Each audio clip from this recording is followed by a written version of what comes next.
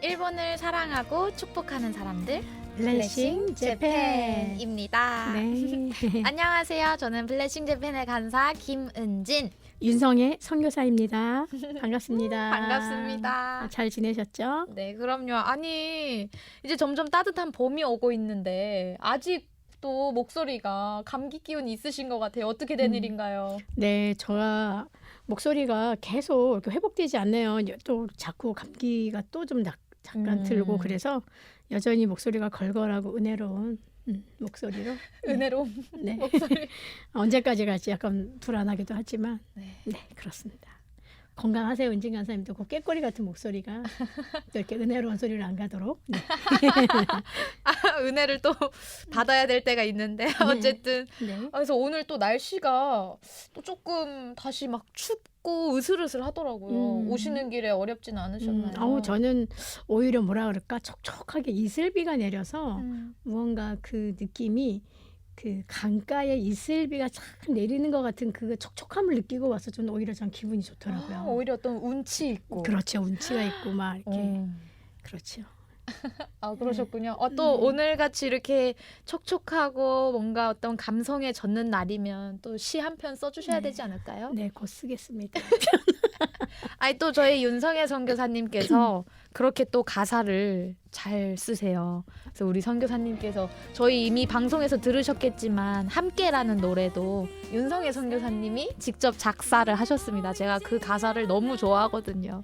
그래서 이렇게 끼워서 또 얘기를 해보고요. 네. 그 저희 진짜 그 함께라는 곡은 저희 선교하면서 일본에서 만났던 많은 일본 분들을 보면서 언어는 통하지 않고 문화 습관이나 이런 것들은 다르지만 어느새 한 가족이 된 것 같은 그 마음을 또 제가 지금 안산에서도 네. 다문화교회를 섬기고 있는데 아. 아프리카 친구들 또 파키스탄 그런 목사님 가정을 만나는데 그분들하고도 피부색이나 이런 것들이 아무 의미 없이 예수라는 이름 하나로 충분히 가족이 될 수 있다는 것이 참 좋다. 네. 이런 생각을 하니 그 함께라는 곡이 근데 또 단순히 이 곡은 피부나 언어뿐만 아니라 나와 다른 이들과 함께 가는 거. 그렇죠, 그렇죠. 네. 맞아요. 그것도 좀 포함이 되어 있습니다. 맞아요. 그래서 저도 이 가사를 들으면서 뭐 피부색이 달라도 언어가 달라도 하는데 그게 정말 뭐 피부, 인종을 떠나서 우리와 문화가 다른 모든 사람들까지 다 포용하는 언어라는 생각이 들어서 저도 굉장히 인상 깊게 듣고 또 지금도 매우 사랑하는 곡입니다. 네, 잘 부르셔서 감사하고요. 우리가 또 곧 부를 기회가 있죠. 이곳에서 네. 또 저희의 한번 깨꼬리 같은 불러보죠, 목소리도 나중에. 너무 좋습니다. 기대해 주시기 바랍니다. 예. 네, 좋습니다. 그러면 저희 오늘은 특별히 이제 처음 오늘 게시하는 코너인데요. 네. 자, 코너는 바로 사랑으로 있다 코너입니다. 사랑으로 있다. 먼저 이것을 한번 보여드려야 될 것 같아요. 네. 네. 이 책은 네, 제가 짧게 소개하고 한번 네. 말씀해 주시면 좋을 네, 것 네. 같습니다. 잘 보이시나요?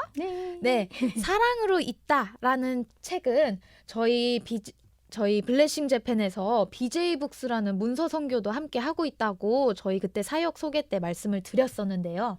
BJ 북스와 토비와 출판사가 함께 해서 한국을 위해 다리가 된 일본인 10인의 선교사님들 이야기를 엮어서 만든 이제 책입니다. 그래서 이 책에 대해서 조금만 더 설명을 부탁드릴게요. 네. 여기 사랑으로 있다 이 책에 나온 분들은 일단은 이제 나카무라 사토시라고 하는 니가타 성서 신학원의 학장님이셨던 분이 그리고 박창수 선교사님이 이제 이 책을 쓰시고 번역을 하셨고요. 여기에 10인이 1번에서부터 10번까지 있는데 10번에 소개된 요시다 코조 센세이 가정은 지금도 살아계시고 그다음에 한일 사자의 역할을 하기 위해서 한국에 오셔서 성수동의 일본인 교회도 같이 섬기시는 분들이에요. 사위까지 해서 히라시마 노조미 센세이 또 사모님 노리코 전도사님도 같이 섬기셔서 너무 귀해서 여기에 9분은 이제 살아 계시지 않으시지만 10번째 계신 분은 또 지금 살아 생전에 계신 분이어서 바라기는 사랑으로 있다 2가 또 좀 기획으로 출판돼서 나와서 많은 분들에게 읽혔으면 좋겠고 네, 너무 좋겠네요. 많은 분들이 사랑을 위해 한국을 위해 다리가 된 시빈이라고 할 때 이 저자가 여기서 제가 참 감동 깊게 읽었던 부분이 네. 저자가 한국인 독자들에게 주신 붙이는 말에서 네, 네네. 본인의 마음을 전했던 것 중에서 이런 표현이 있어요. 본래 다리라는 것은 사람들에게 밟히기 위해 존재합니다. 이것이 가교의 역할입니다. 예수 그리스도께서도 이 땅에서의 생애 동안 특히 십자가 사건에서 많은 사람들에게 짓밟히셨습니다. 이 희생 위에서 하나님과 사람과 사람 사이에 화해와 평화를 만들어 주셨습니다. 저는 우리가 다리 하면 보통 그냥 가교 역할 정도로만 많이 생각을 하는데 네. 여기서 제가 매우 정말 의미 깊게 읽었던 부분이 바로 짓밟힌다, 밟혀진다 라고 하는 부분이에요. 그래서 우리 블레싱 재팬도 한국과 일본을 잇는 역할을 하는데 그 과정에서 우리가 가교 역할을 하는 가운데서도 아마 조금은 좀 밟혀질 때도 있고 밟혀져야 하고 그것은 우리 한국뿐만 아니라 일본 교회, 한국 교회가 서로에게 사랑으로 그 있는 걸음에는 기꺼이 희생과 헌신과 또 그 사랑의 섬김과 봉사들이 필요하고 또 기꺼이 어떤 우리가 좀 다른 문화이기 때문에 받아들여져야 하고 역사적인 그런 여전히 아픈 과거들이 지금 또 해결되지 않는 정치적인 여러 가지 그렇죠. 것들이 계속 가지고 있을 네네. 때 일본도 그렇지 우리가 늘 특별히 크리스찬들은 특별히 우리 블레싱 재팬 같이 일본 선교하는 단체들은 네네. 선교사들은 사실 늘 마음이 아프거든요.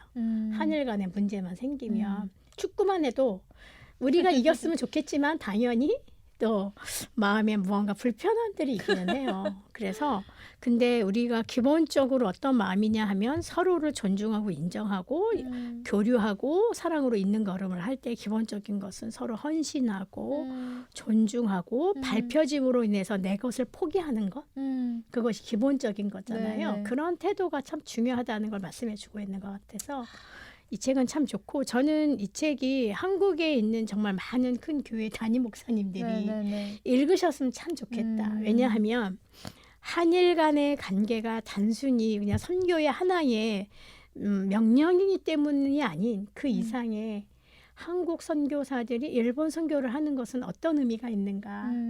전 세계적으로 하나님의 사랑은 이것이야 라고 보여주는 것이다 라고. 왜냐하면 원수된 자를 사랑하는 모습. 그게 바로 예수 그리스도가 우리를 사랑하신 거잖아요. 죄인된 우리를 의인이라고 불러주시기까지 하나님의 사랑에 순종해서 예수 그리스도가 십자가에 돌아가신 것처럼 또 예수님이 십자가에 돌아가실 때 하나님이 아들을 보내실 때 분명히 아들 대신 예수 그리스도께 내가 내 사랑하는 자녀를 위해서 이 땅에 너가 죽음으로써 십자가의 죽음으로써 죄를 도말해야 된다라고 말씀하셨을 때 분명히 예수님도 갈등이 있으셨지만 왜냐하면 그 고난을 다 아시니까. 그렇죠. 그럼에도 불구하고 순종하셨거든요. 그 순종함이 없었으면 사실 우리는 구원받지 못했잖아요. 그러니까 그런 모습들을 보면서 사랑으로 있는 이 걸음은 단순히 교제하고 교류하는 수준이 아닌 서로에게 있어서 자기 주장을 좀 포기하고 기꺼이 짓밟혀지고 밟혀지는 그런 자세가 정말 필요하구나. 그런 것들을 좀 보게 됐고요. 여기서 소개되신 분들은 이제 우리 오늘부터 우리 김은진 간사님이 소개하실 텐데 저는 여기서 어떤 포인트를 보고 싶으냐면 이들이 믿은 예수는 누구실까? 이들이 믿은 예수는 누구실까? 또 복음이란 무엇이길래 이분들이 목숨을 걸고 그 복음을 전하기 위해서 지배국인 나라의 일본인들 즉 기꺼이 이분들은 한국에 와서 되게 영향을 많이 미쳤고 힘이 있었던 분들이에요. 그렇죠. 대부분의 사람들이 그럼에도 불구하고 기꺼이 한국에 와서 피지배국인 그러니까 식민지화된 사람들에게 어떻게 섬겼나. 여기에는 여러 가지 역사적인 문제도 조금 거론될 만한 이야기도 있긴 해요. 우리가 역사는 늘 그렇잖아요. 그렇죠. 그러니까 우리는 역사를 이야기하기 전에 이들이 믿은 예수를 만나는 게 우선인 것 같아요. 그 부분을 우리가 들으면서 또 소개하면서 우리가 전하는 우리들부터 먼저 이분들이 전하는 복음에 대해서 더 깊게 생각해보고 또 이거 듣는 청취자분들 보시는 분들도 저 사랑으로 있다를 통해서 그러니까 이 책 한 권에 10명을 소개했으니까 아주 깊은 내용은 아니에요. 그러나 중요하게 다뤄져야 할 내용들은 다 다뤄져 있기 때문에 이걸 보시는 분들은 반드시 저희 BJ북스 저희 쪽에 연락해 주시면 또 정말 약간의 상품과 함께 저희가 책을 또 보내드릴 테니까 언제든지 연락하시면 좋겠고 오늘 노리마스 마사야스 센세이를 또 이제 이따가 소개해 주실 건데 너무 기대가 돼요. 제가 너무너무 존경하고 좋아하는 센세이예요. 네. 너무 좋습니다. 네네. 또 이렇게 먼저 책 소개를 해주시니까 네. 정말 기대가 크게 되는데요. 네. 말씀해 주셨듯이 정말 이 가교가 된다는 거, 다리가 된다는 거는 정말 짓밟히고 헌신하고 희생하는 것, 그 의미를 담고 있고 단순히 이 복음을 전하고 선교하는 것이 그냥 뭐 친목 교제에서 멈추는 것이 아니라 정말 예수님께서 정말 그 십자가의 길에 순종하신 것처럼 그 순종의 길, 네, 그런 예수님을 본받아서 정말 우리 조선 땅에 와서 선교하셨던 일본 선교사님들의 그 이야기들을 네, 이제 들어볼 수 있을 것 같습니다. 네. 네, 감사합니다. 그러면 오늘은 첫 번째 인물 노리마스 마사야스 선교사님인데요. 이분은 일본 최초의 개신교 선교사님입니다. 일본 최초 개신교? 일단은 네. 일본에 언제 개신교가 들어왔는지 그 날짜를 먼저 살피면 좋을 것 같은데 혹시 몇 년도인지 알고 계신가요, 선교사님? 알고 있지만 어쨌든 제가 김은진 간사님한테 기회를 좀 드려볼까요? 감사합니다. 자문자답으로 네. 제가 얘기해드리겠습니다. 네. 일본 기독교의 역사 짧게 말씀을 드리자면 일본에 개신교가 처음 전해진 것은 1854년입니다. 네.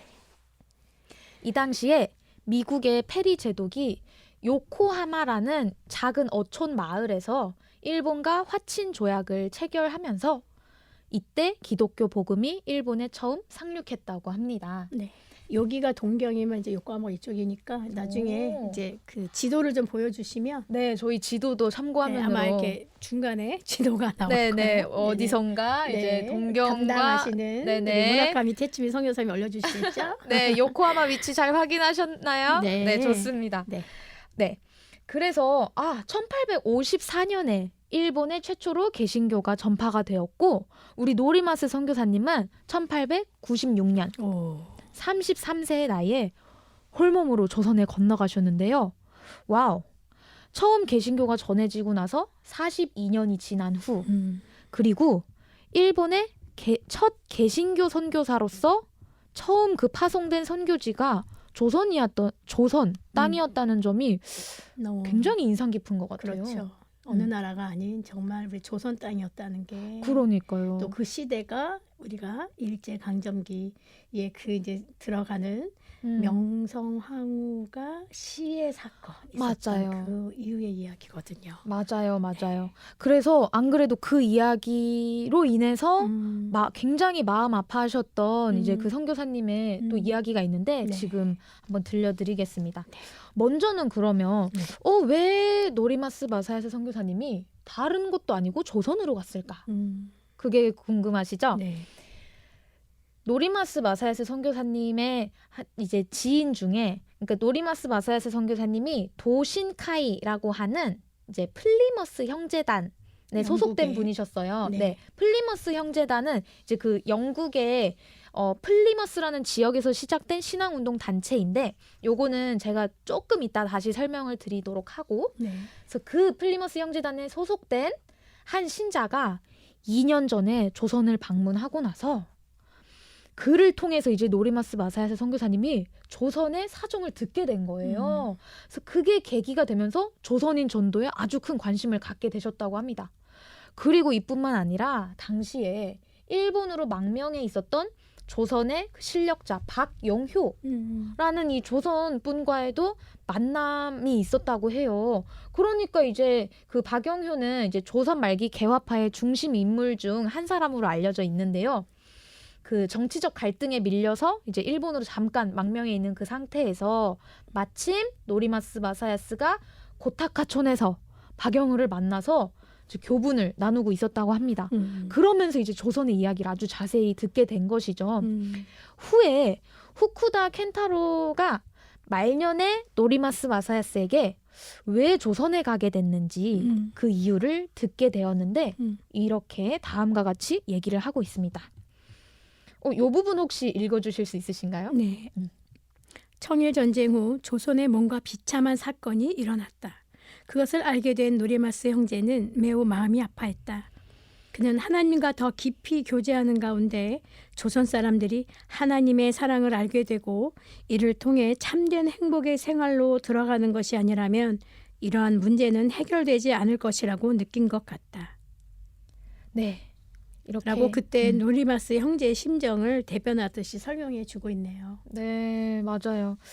참 노리마스 형제가 이 사건을 듣고 얼마나 마음 아파했는지 감히 제가 헤아릴 수 없지만 참 너무너 마음 아파했고 단순히 조선 사람들을 그냥 위로해야겠다라는 차원이 아니라 이 사람들이 하나님의 사랑을 알게 되는 것이 가장 우선이다라고 생각했기 때문에 정말 그 조선인에게 복음이 필요하다라는 그 마음 하나로 네, 조선 땅을 홀몸으로 밟게 된 것 같으세요. 네. 네. 그러니까 여기가 비참한 사건이 일어났다는 게 이제 명성황후 그렇죠. 치해 사건을 듣고 맞아요.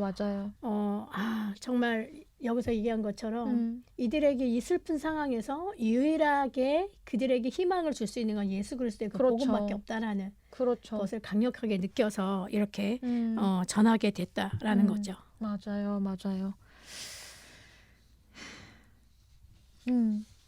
그래서 네. 은진 간사님은 이걸 좀 들으면서 어떤 느낌을 받으셨어요? 네. 저는 그러니까 어떤 슬픈 일이 일어났다. 거기서 참 마음 아파하는 거에만 사실 그칠 수도 있잖아요. 그런데 이것은 심지어 저 먼 외국에서 일어난 일이고 그리고 사실 정말 정치적으로도 이게 쉽지 않은 관계였음에도 불구하고 단순히 뭐 이웃 나라에 대한 긍휼한 마음을 넘어서서 이것은 일단 정말 하나님의 사랑이 아니면 이들을 이 큰 재난과 비극에서 위로할 수 없겠구나. 그 마음을 가지셨다는 게 이것이 정말 그 선교적 마음이구나. 저는 그 부분이 그렇죠. 인상 깊었던 것 같아요. 네. 그때 성령 하나님이 감동시켜 그렇죠. 선교적 마음을 이렇게 씨앗을 뿌리신 것 같습니다. 맞습니다. 네, 그러면 우리 노리마스 마사야스 선교사님은 네, 이렇게 이제 조선에 이런 마음을 가지고 가게 되셨다는 걸 저희가 이제 들어보았는데 그러면은 이제 대체 어떤 분이신지 조금 소개가 필요할 것 같아요. 네, 그러네요. 네, 그래서 우리 노리마스 마사야스 선교사님은요, 1863년에 시코쿠 마스야마 번의 무사 노리마스 주지로와 또 그의 아내 사다코의 장남으로 태어났습니다. 이 시대는요, 에도 시대에서 메이지 시대로 변혁을 꾀하던 그 전환기였어요. 네. 그래서 근대화가 이루어지는 아주 사실은 혼란스러운 시기였습니다. 그래서 잠깐 또 이 일본의 좀 역사에 대해서 설명을 해드리자면 에도 시대, 이 막부 시대, 무사 시대라고 하는 이 시대는 1868년에 소멸을 했고요.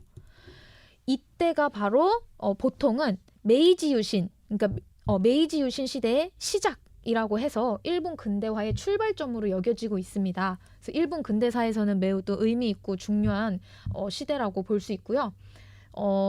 에도 시대와 메이지 시대가 어떻게 다르냐? 에도 시대는 무사들이 약 200년간 그 도쿠가와 막부 세력이 200년간 유지되어 왔던 시대인데 여기서 이제 메이지 시대로 넘어오면서 우리도 이 서양을 본받아서 나라를 이렇게 세워야겠다 해서 더 이상 칼을 들지 않는 정치, 무사처럼 칼을 드는 정치가 아니라 들지 않는 정치를 해야겠다 해서 이제 이 시대가 이렇게 바뀌게 된 그 시점입니다. 네, 그래서 그 시기에 태어나셨고, 그래서 사실 또 에도 시대 내내는 기독교가 받는 시기였다고 해요. 왜냐하면 이제 카톨릭이 그 당시에 먼저 일본에 들어오면서 그 선교 정책을 먼저 식민지를 식민 지배를 하면서 이제 전도를 하는 그런 정책을 펼치다 보니까 그것 때문에 기독교 금지령이 에도 시대 내내 계속 유지가 되었다고 해요. 그래서 사실 노리마스 마사야스 선교사님은 굉장히 그 기독교가 전파되기에는 열악한 환경에 태어나신 거죠.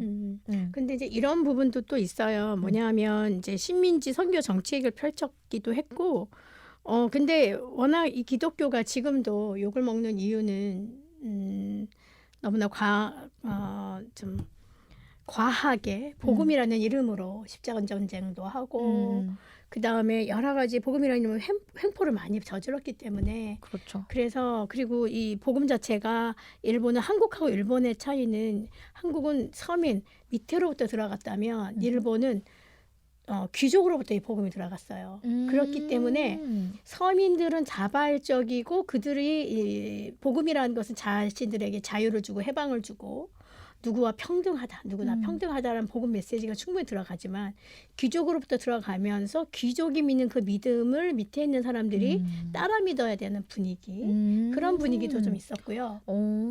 또 하나는 그 이때에 이제 아까 도쿠가와 이에야스 시대 얘기하셨는데 지금의 일본의 그 일본 분들의 성향의 특징이 뭐냐면 혼내와 다테마에다 이런 이야기를 많이 하잖아요.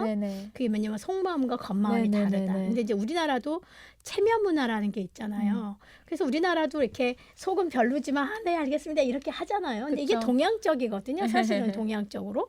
근데 일본 같은 경우에는 이때에 300년간의 엄청난 박해와 고난 중에서 크리스찬들이 살아가기가 너무 힘들어서 나중에 또 이걸 소개할 기회가 있을런지 모르지만 우리가 일제강점기 시대에 엄청나게 당했던 고문이란 고문을 이제 다 개발한 거예요. 그래서 뭐 5인조 제도라든지 5명 중에 1명을 하나의 그룹으로 해서 서로 감시하게 한다든지 그다음에 이제 마리아 상이나 예수님 상, 그러니까 마리아 상 같은 그림을 밟고 지나가게 후미 제도라든지 여러 가지 제도를 통해서 사람들을 서로 감시하게 하면서 속의 마음을 드러내지 못하게 하는. 근데 저도 그런 책을 이제 보면서 읽었던 경험이 있는데 일본 사람들이 원래 다 매우 명랑하고 재밌고 즐거운 사람들인데 요 시대 때에 이런 300년간의 억압되고 박해받는 이 시간에 속마음과 겉마음을 드러내지 않는 그런 성격적인 것이 형성되면서 이분들이 속마음과 겉마음을 잘 드러내지 못하지만 원래는 매우 명랑하고 재밌는 사람이다. 근데 그런 이야기도 있어요. 근데 저는 이 부분이 대부분 참 설득력이 있다라고 생각이 들었고 또 하나는 제가 만난 일본 할아버지들 진짜 재밌거든요. 재밌고 막 이 농담도 너무 재밌고요. 그러니까 우리나라 한국의 할아버지 할머니들과 또 다른 또 그 결의 재미가 있어요. 그리고 또 순수하시기도 하고 그래서 저는 이제 문화 사역하시면서 요양원이나 데이케어 서비스나 이런 데도 많이 갔거든요. 할머니 할아버지도 많이 보고 또 매지 마술하시는 할아버지도 많이 만났는데 그렇게 유머러스하고 재밌어요. 그래서 그래서 선교는 뭐냐면 단순히 말로나 구호가 아니라 선교지에 가서 그들과 만나는 것이라는 것을 더 많이 느끼게 됐어요. 그분들과 만나니까 친해지니까 더 많이 일본 사람에 대해서 가지고 있는 선교적인 마음이 뭐 선교적인 하나님의 지상 명령과 함께 그 이상으로 그들을 사랑하고 좋아지게 됐더라고요. 그래서 그들을 만나는 것에 친구가 되는 게 우선인 것 같아요. 만나서 친구가 되는 거. 그래서 저희 블레싱 재팬도 우리가 한국과 일본의 사람들이 서로 관계는 어떤 거냐? 첫 번째 프렌드십. 두 번째 파트너십. 서로가 그래서 친구가 된 다음에 우리가 좋은 파트너로 가고 마지막으로 디사이플십 제자가 되는 거. 같은 하나님의 제자가 되고 예수님의 제자가 돼서 하나님의 가족으로서 같이 사랑으로 있는 걸음을 걷는 것. 이런 것들을 이야기해요. 그래서 도쿠가와 이에야스 시대의 300년간의 핍박이 이들로 하여금 명랑하고 재미있는 성격이 자기네들의 속마음을 많이 드러내면 위험하니까 그런 부분이 있었다라고 하는 것 꽤 설득력 있게 저는 여기에 동의하고 있어요. 오, 그러셨군요. 네네. 또 이렇게 설명 네, 중간중간에 덧붙여주셔서 감사합니다. 네네. 네, 아주 풍성한 이야기가 되고 있습니다. 네네. 근데 궁금한 게 네. 그렇다면 마사야스 선교사님은 어떤 신앙적 배경을 갖고 계신지 또 은진 강사님 한번 말씀해 주시겠어요? 네, 또 얘기해 드려야죠. 네네. 노리마스 마사야스 선교사님이 네. 이제 교회를 다니게 된 것은 네. 당시에 이제 중학교 졸업하시고 나서 도쿄의 가나가와 현청에 취직을 하고 네. 그 당시 머물렀던 하숙집 여성이 일본 개신교 최초 교회인 요코하마 카이간 교회를 다니던 신자였다고 해요. 그 요코하마 해안교회가 단기 선교팀이 필수 코스로 가는데 동경 쪽으로 가는 팀들을. 맞습니다. 네. 왜냐하면 요코하마 해안교회가 제가 아까 일본 기독교 역사 얘기하면서 잠깐 얘기했었는데 처음 일본 기독교 복음이 상륙했던 그 장소. 네. 작은 어촌 마을인데 조금 얘기를 해드리자면은 일본 그 당시에 이제 그러니까 아까 얘기했듯이 일본과 이제 화친 조약을 요코하마라는 지역에서 체결하면서 기독교 복음이 들어왔고요. 네, 맞아요. 네. 근데 당시에 일본 내 개신교 선교가 불가능했고 또 기독교에 대한 불신도 높았지만은 이제 미국인 영사와 의사가 일본인들에게 영어를 가르치면서 사실상 그러면서 선교의 문을 열었다고 합니다. 네. 그러면서 또 뭐 이후에 1859년 일본 내 미국인들 위해서 다양한 이제 뭐 의료 선교사, 뭐 성공회 쪽 뭐 개혁교회 선교사님들 계속해서 입국을 하면서 본격적으로 선교 활동이 시작이 됐고, 그러면서 이 요코하마라는 작은 마을이 일본 기독교의 출발지가 되고 오늘날에는 일본 제2의 도시로 발전하게 되었다고 합니다. 네. 그래서 이 일본 첫 교회 요코하마 해안교회 얘기도 조금만 더 들려드리자면 1867년 요코하마를 방문한 한 선원이 이곳에서 기도하면서 외국인들의 예배 장소가 되었다고 합니다. 그래서 이런 신앙의 뿌리가 내린 지 5년 후 1872년 2월에 이곳에 정식 교회당이 세워졌다고 합니다. 네. 이후에는 또 75년에는 예배당이 너무 좁아서 교회당을 신축했을 정도로 부흥이 됐다고 하네요. 어이구, 조사를 잘 해오셨네요. 감사합니다. 네. 지금도 요코하마 해안교회는 아직도 처음 그 자리를 지키고 있다고 합니다. 그래서 아까 선교사님 말씀해 주신 것처럼 도쿄 단기 선교를 가면 필수 코스다. 네. 관동 지역으로 가면 네. 우리 다음에 2월 달에 갈 때 한번 가볼까요, 요코하마? 3월 달 말씀하시는 3월 달에, 거죠? 네. 그러니까 저도 마침 우리 도쿄로 선교사님 리트릿 가는데 설립 예배로 가는데 네, 설립 예배 가는데 제가 곧 가서 후기를 남기도록 하겠습니다. 네네. 너무 좋습니다. 네. 네네. 그래서 이제 요코하마 해안교회를 다니는 그 여성 신자에게 인도를 받아서 교회를 다니기 시작하셨고, 노리마스 마사야스 선교사님이 1887년 24세에 이 교회에서 이나가키 아키라 목사님에게 세례를 받았다고 합니다. 그렇게 기독교 신앙을 시작을 하셨고요. 이후에는 전도자로서 소명을 받고 메이지 학원 신학부에 입학까지 하셨대요. 그런데 졸업을 앞두고 당시 영국인 선교사였던 허버트 조지 브랜드를 통해 일본에 소개된 플리머스 형제단을 알게 된 것입니다. 플리머스 형제단 제가 아까 도신카이 얘기하면서 짧게 언급을 했었는데 이 플리머스 형제단에 대해서도 조금 소개를 해드릴게요. 네. 플리머스 형제단은 19세기 초에 영국의 플리머스라는 지역에서 시작된 신앙운동 단체입니다. 이 단체에는 특징이 있는데요. 성서의 절대적 권위를 인정하고 그러나 제도나 의식에는 얽매이지 않으며 직업적 성직 제도를 인정하지 않았다고 해요. 그래서 서로를 형제라고 부르고 또 서로 삶을 공유하는 가운데 특히나 또 전도에 열정을 내었다고 합니다. 영국에서 그 유명한 조지 밀러 기도만을 의지하면서 수천 명의 고아를 돌보고 키웠던 그 조지 밀러도 이 플리머스 형제단의 일원이라고 하네요. 이 부분도 굉장히 인상 깊었어요. 네네. 그래서 이 플리머스 형제단에서요, 막 이제 그 선교의 문이 열리기 시작하는 아시아, 특히 극동 관심을 기울였다고 해요. 그래서 아마 그러면서 조선에도 자연스럽게 관심이 가지 않으셨을까 생각이 듭니다. 그러네요. 네, 그래서 지금도 일본에서 이분들은 기리스토 도신카이 이렇게 읽는 게 맞나요? 네, 맞아요. 기리스도 도신카이. 기리스토 도신카이라고 불리고 있습니다. 네, 그래서 1894년부터 그 노리마스 마사야스 선교사님이 이 형제단 이제 활동을 하시면서 2년간 에치코 지방인 니이가타현 고타카촌에 살면서 주위 사람들의 박해와 멸시에도 불구하고 전도에 힘썼다고 하세요. 네, 이제 일본에서 먼저 그 그렇죠. 전도를 시작하시고 후에 이제 조선으로 넘어오신 거죠. 우리 센세이가 노리마츠 마사야스 센세이가 나중에 뭐 올려주시겠지만 네, 또 참고하면 되게 눈이 헬쓱하셔가지고 많이 피곤하실 것 같습니다. 눈이 눈이 헬쓱하게 보여. 사진을 보니까 눈이 헬쓱하게 보이네. 네.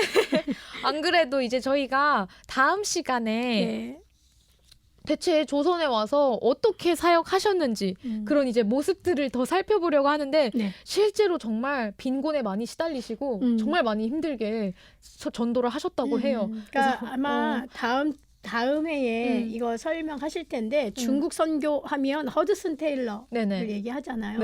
근데 허드슨 테일러에 있어서 가장 그 부분이 칭찬받는 부분이 어떤 부분이냐면 그들처럼 살았던 거였거든요. 그들처럼. 중국인들처럼 변발하고 근데 이 노리마스 센세이도 그렇게 그들과 같이 조선인과 같이 살았던 모습이 있더라고요. 다음에 꼭 자세히 한번 소개시켜 주세요. 네. 또 그 절절하게 또 이제 낭독해드리도록 하겠습니다. 네.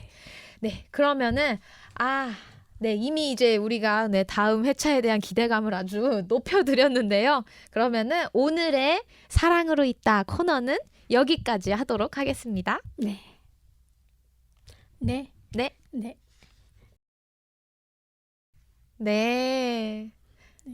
뭐 의미 깊네요. 사랑으로 있다는 한 분의 한 분의 이야기를 좀 깊이 다루고 싶긴 하지만 다음에 좀 한번 그 기회가 있었으면 좋겠고 어쨌든 스타트가 좋았습니다. 맞습니다. 네, 잘 애쓰셨습니다. 잘 조사하셨네요. 감사합니다. 네, 그러면 다음 코너는 하나짱과 키키타이. 하나짱은 일본에 대해서 궁금한 게 아주 많답니다. 그래서 일본 소식과 또 선교 소식에 대해서 매주 여쭤보는 시간을 가지고 있는데 지금 일본은 지금은 또 막 우리가 즐겁게 진행하기에는 참 무거운 주제들이 계속 있어서 당분간은 좀 꽤 무겁게 나아갈 수밖에 없을 것 같아요. 그렇죠? 맞아요.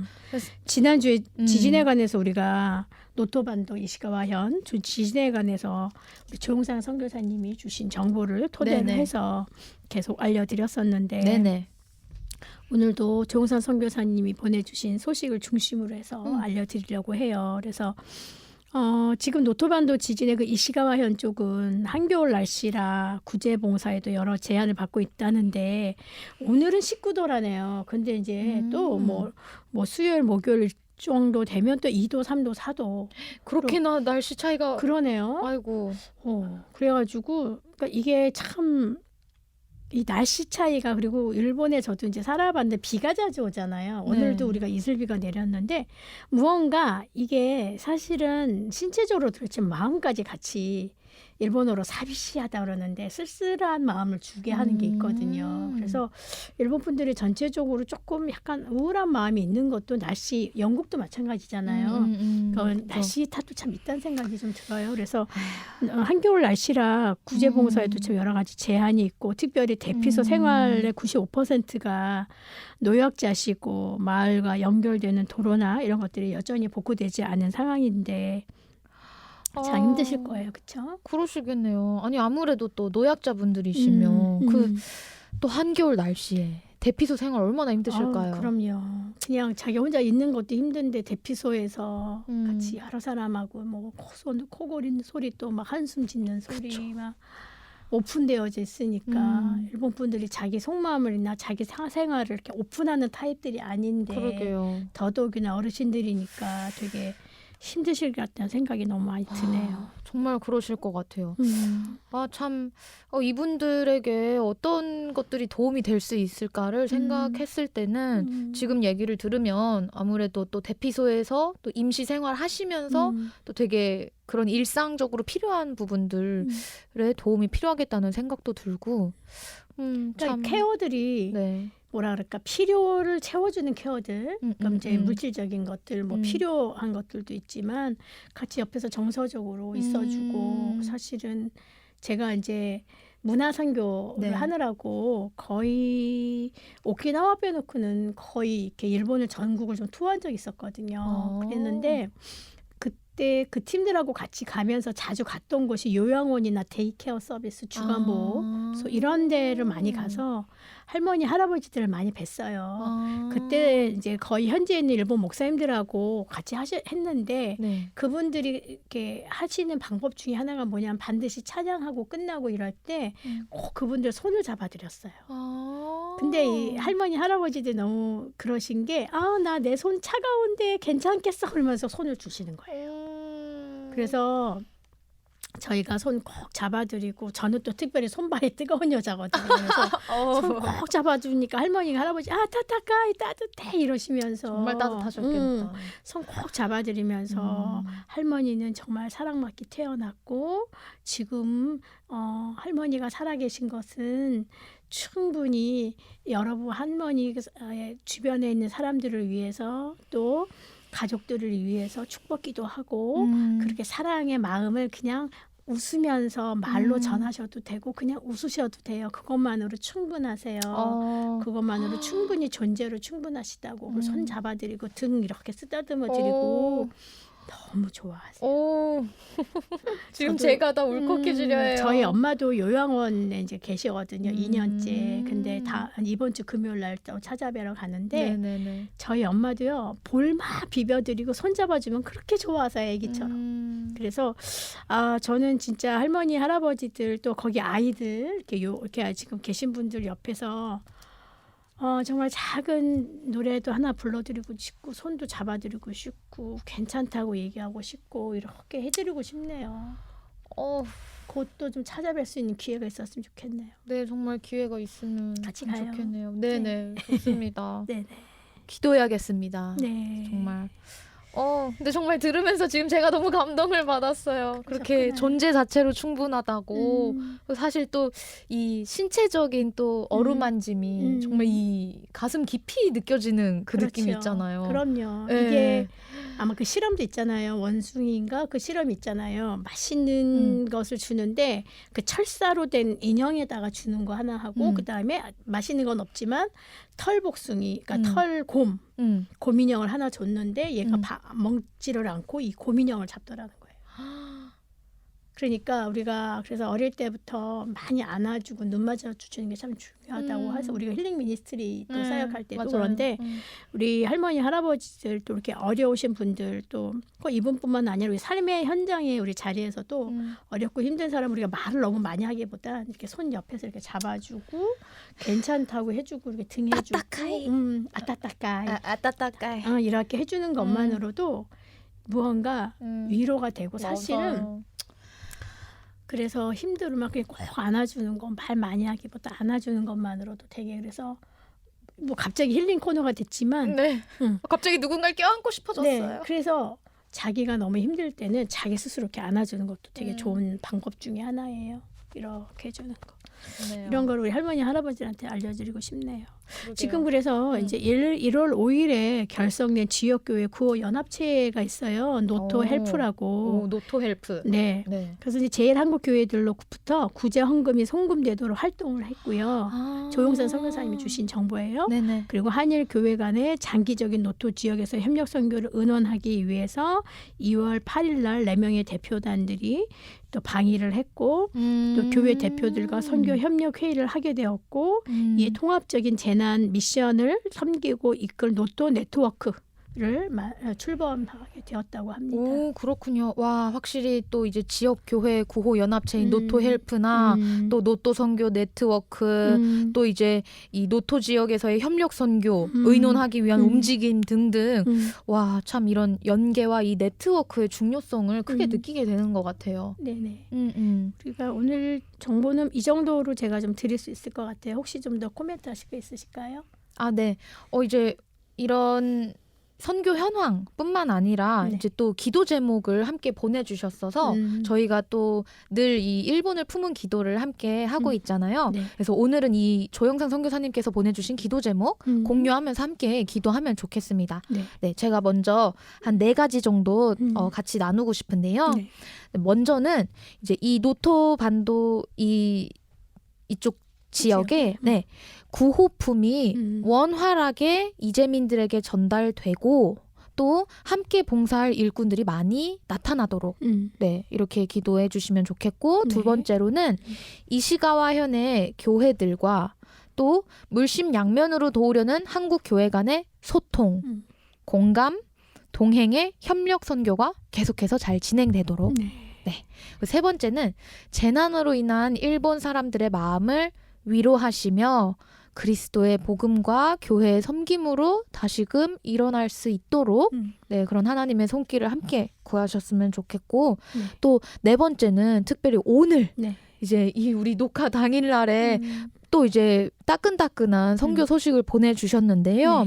이제 이 지역이 특히나 고령화되어 가면서 아이들도 점점 줄어서 안 그래도 이제 우울한 상황에서 지진까지 찾아오면서 이 황폐의 짐으로 인해 참 이제 이건 선교사님의 마음인데 이 마을이 정말 어떻게 재건되고 다시 어떻게 그 발전된 마을로 나갈 수 있을까를 생각하시면서 저절로 기도가 나오신다 하셨어요. 그래서 이렇게 이 마을에 다시 한번 정말 웃음꽃이 피고 다시 한번 정말 그 평화와 위로가 가득한 마을이 되도록 함께 기도했으면 좋겠습니다.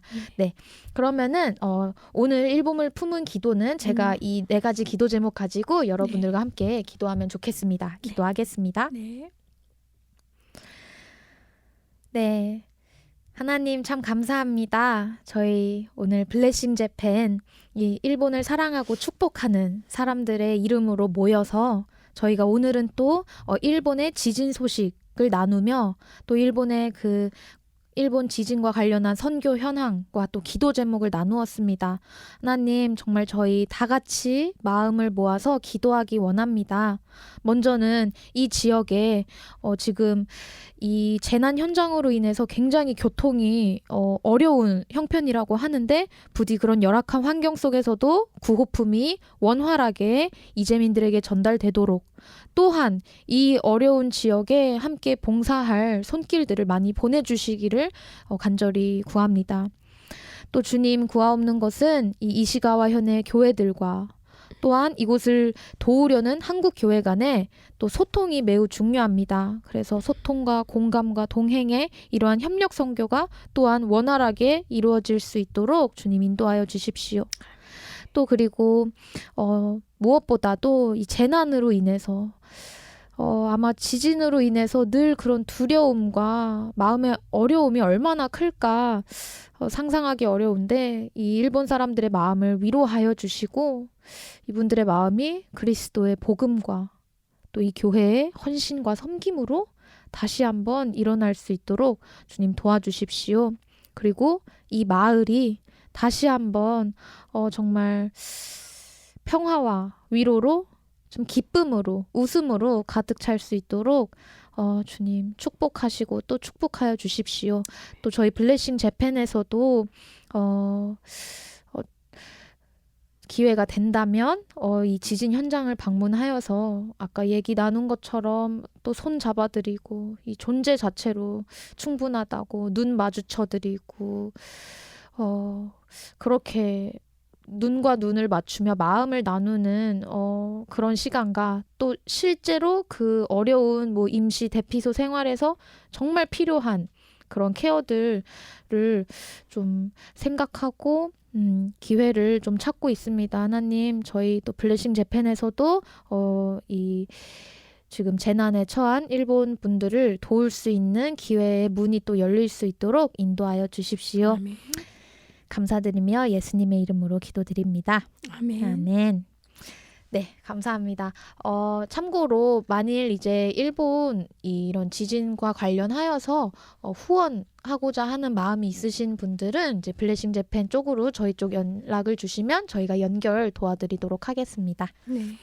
네, 그러면 오늘의 지금 일본 소식은 여기까지. 하나짱과 와카리마시다. 하나는 오늘 일본에 대해서 또 꽤 많이 알게 되었습니다. 네, 감사합니다. 네. 많이 점점 알면서 나중에 또 재미있는 에피소드들도 많이 경험하시면서 네. 맞습니다. 더 이 라디오 조이가 또 보이는 라디오가 더 풍성해질 것 같네요. 네, 맞습니다. 기대가 됩니다. 네.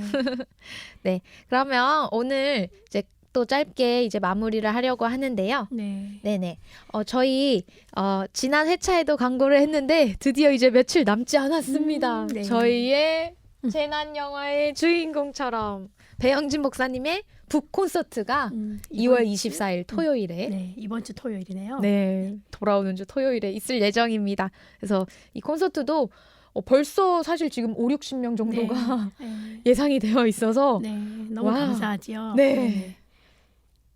그래서 네, 이것도 많은 기대 부탁드리고요. 그러니까 이게 이제 북콘서트를 시작으로 해서 이것이 계기가 돼서 좋은 세미나로까지 연결하고 싶은 마음이 있어요. 그래서 맞아요. 북콘서트가 1회가 될지 또 계속적인 북콘서트로 이어질지는 잘 모르겠지만 어쨌든 일단 저희가 이번 주 토요일 날 또 그분들하고 좋은 시간 잘 마련할 수 있었으면 좋겠네요. 네, 맞아요. 네. 특히나 저희 북콘서트 이번 컨셉이 힐링이 있는 북토크 콘서트거든요. 그래서 이 시간에 책 내용을 모르더라도 찾아와서 정말 내 마음을 들여다보고 이 내면 치유의 여정을 한번 조금 맛보실 수 있는 좋은 기회가 될 거라고 생각합니다. 네. 그리고 이 책이 또 기회가 돼서 일본어로 바로 또 번역이 돼서 뭐 바라기는 내년에는 꼭 올해 하반기나 네. 하반기는 좀 무리일 것 같고 내년에는 좀 일본어로 출판이 됐으면 좋겠네요.